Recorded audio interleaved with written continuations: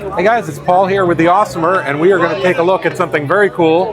The brand new Scout.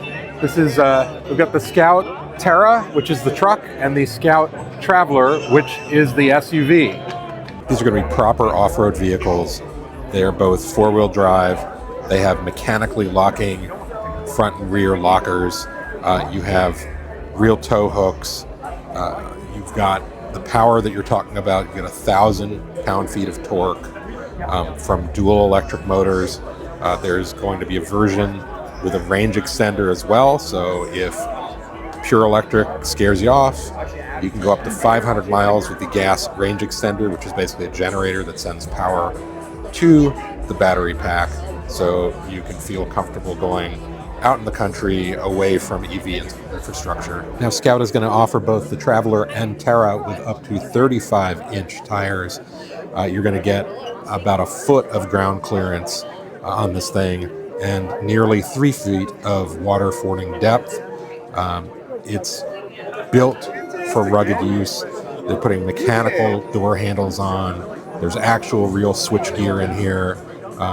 There is a touch screen, but there's an emphasis on real tactile inputs, which is something that I really like to see. I love the Squircle steering wheel. You've got dual wireless chargers in the center console. Beautiful, sustainable materials in here. A few other items of note is you've got an 800-volt power infrastructure on these. So they're going to support DC fast charging up to 350 kilowatts. You're going to be able to get 350 miles of range on the standard battery model, 500 miles of range on the battery with the generator range extender.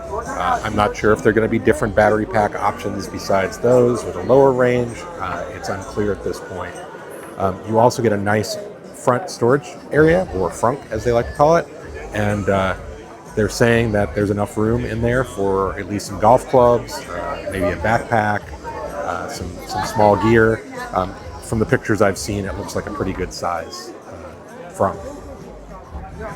Now, the starting price for both models is going to be just under $60,000, but they are American-built EVs, so I anticipate there will be some meaningful tax incentives on these. So Scout is saying you might be able to get them down close to $50,000 after the tax incentives. You can put $100 down starting today to reserve a spot in line. But here's the only downside, is that these aren't going into production until 2027. So you're going to be waiting a little while, but I think these look amazing, and I'm excited to see these on the road as they start to go into production.